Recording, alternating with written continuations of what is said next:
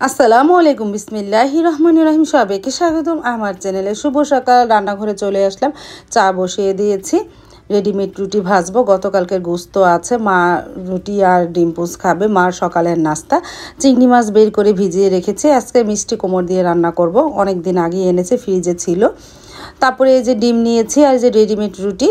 এখন সকালে নাস্তাটা তৈরি করি। নাস্তাটা হয়ে গেল, প্রথমে মাকে দেই ডিম পোচ আর রুটি। মাকে বললাম একটু গোস্ত দিই, মা গোস্ত খাবে না, বলতেছেন আমি ডিম দিয়ে খাবো, গোস্ত খাবো না।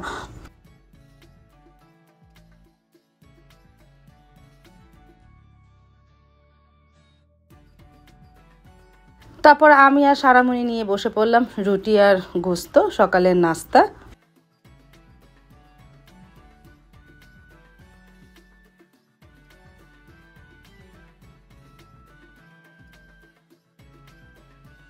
গতকালকে চিকেন ছিল, মানে মুরগি ভুনাটা ছিল, তাই দিয়ে সকালে নাস্তা খেলাম। মনে করেছিলাম দুইটা রুটি খেতে পারবো না, একটাই খেয়ে পেটটা ভরে গেল।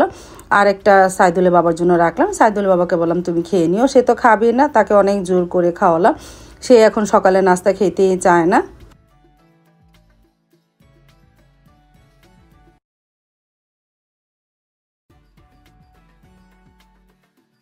চা তো বানিয়েছিলাম, এখন চা খেয়ে নিলাম।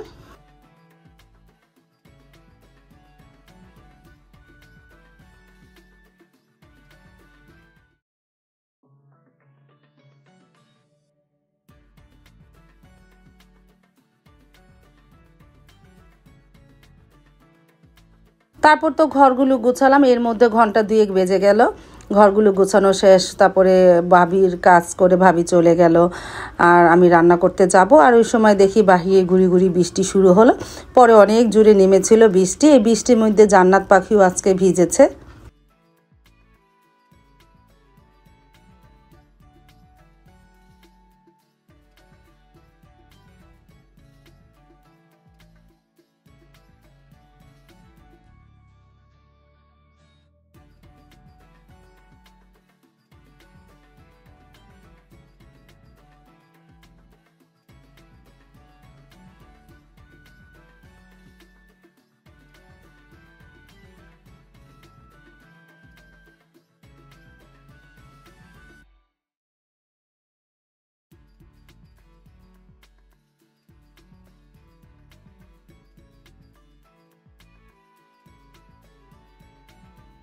আর এই যে দেখো জান্নাত পাখি আর মিরান ভিজতেছে। সারামণি ভিজতে চেয়েছিল, দেইনি গা। এর আগে একদিন ভিজেছে দেখে আজকে আর দিলাম না।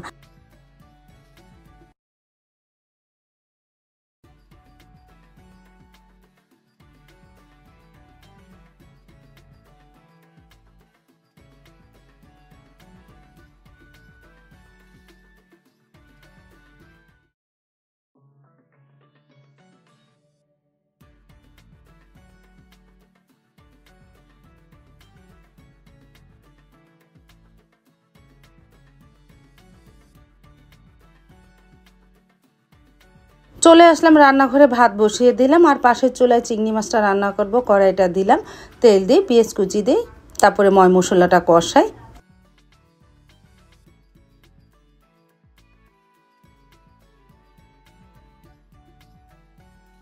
মশলা কষাতে কষাতে এদিক দিয়ে মিষ্টি কুমড়োটা কেটে ফেলি। আর পটল ভুনা করব, পটলটা চেয়েছে কেটে নিই।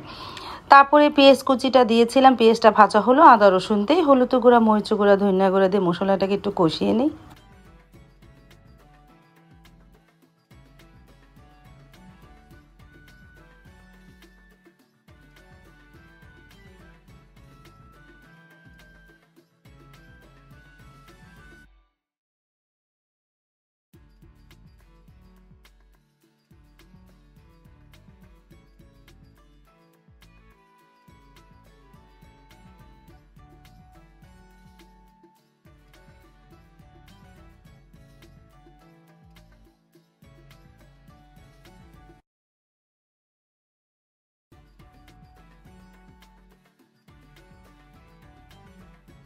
সব মশলা তো দেওয়া হয়ে গেল, আর একটু পানি দিলাম। এখন চিংড়ি মাছটা ধুয়ে এর মধ্যে দিয়ে দিই।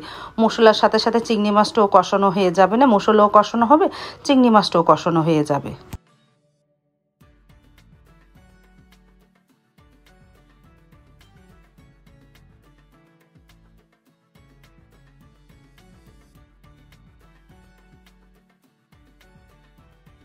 তারপর তো ভালোভাবে মশলাটাকে কষিয়ে নিয়েছে। এখন মিষ্টি কুমড় আর আলু দিয়েছিলাম একটা, এখন কিছুক্ষণ কষিয়ে নিই।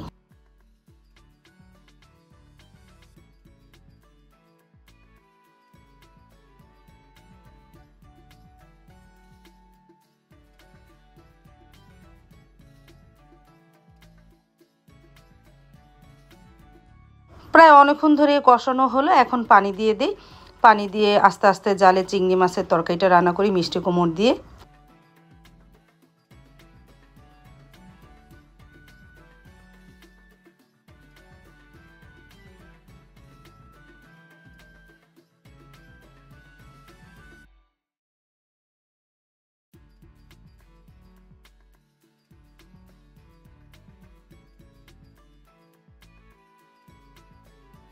তরকারিটা তো প্রায় হয়ে এসেছে, ঝোলটা আরেকটু ঘন হলে নামাবো। আর এদিকে শাক দিয়ে দিলাম, শাক দিয়ে ভালোভাবে নাড়াচাড়া করে নিই।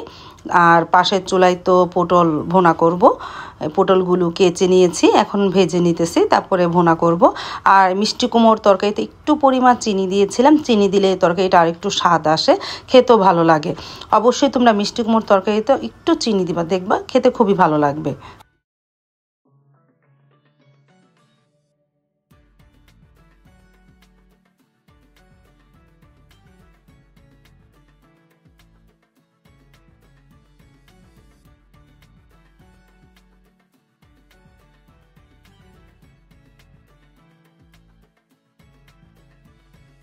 তারপর তো সাইদুল বাবা চলে আসলো, নিয়ে আসলো আইসক্রিম। যে গরম পড়েছে, বৃষ্টি হলে কি হবে, কিন্তু অনেক গরম। তারপরে সেই আইসক্রিম খেলাম।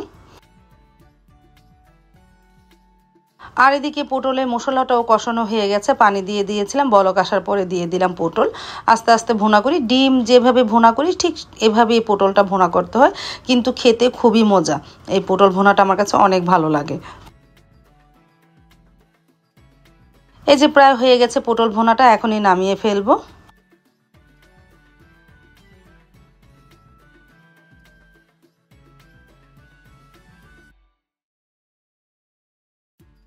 দুপুরে রান্নাটা কমপ্লিট করে ফেললাম, পটল ভুনা, মিষ্টি কুমড় দিয়ে চিংড়ি মাছের ঝোল আর ভাত, এই দুপুরের মেনু। খাবারটা টেবিলে নিয়ে যায়, সাইদুল বাবা নামাজ পড়ে আসলে আমরা খেতে বসে পড়বো। তারপর তো সাইদুল বাবা চলে আসলো, আসার পর আমরা খেয়েও নিতেছি।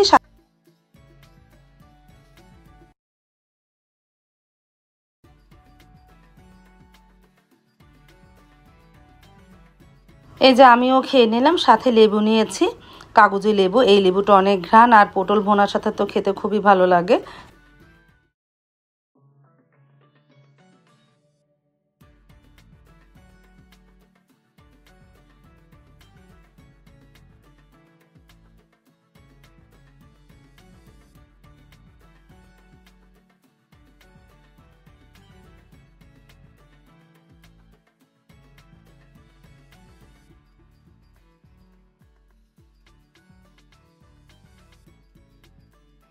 দুপুরে খাওয়া দাওয়া করে একটু রেস্ট নিয়েছিলাম, আসরের নামাজ পড়ে আবার রান্নাঘরে আসলাম। বাহিরে তো মোটামুটি ভালো মানে মেঘলা হয়ে বৃষ্টি হচ্ছে।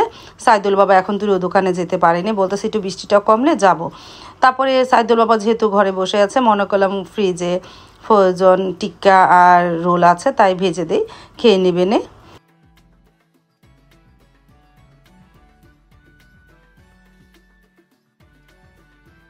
গরম গরম চিকেন টিক্কা খেয়ে নিতেছি, ভালোই লাগলো।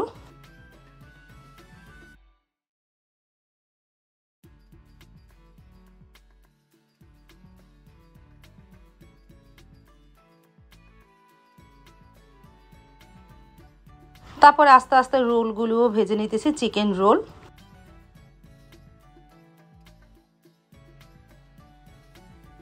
তারপরে খেয়ে নিলাম গরম গরম চিকেন রোল। আলহামদুলিল্লাহ, বললাম না ভালোই লাগলো। বাইরে বৃষ্টি হচ্ছে আর এখানে বসে বসে ভাজা পোড়া খাচ্ছি, ভালোই লাগতেছে।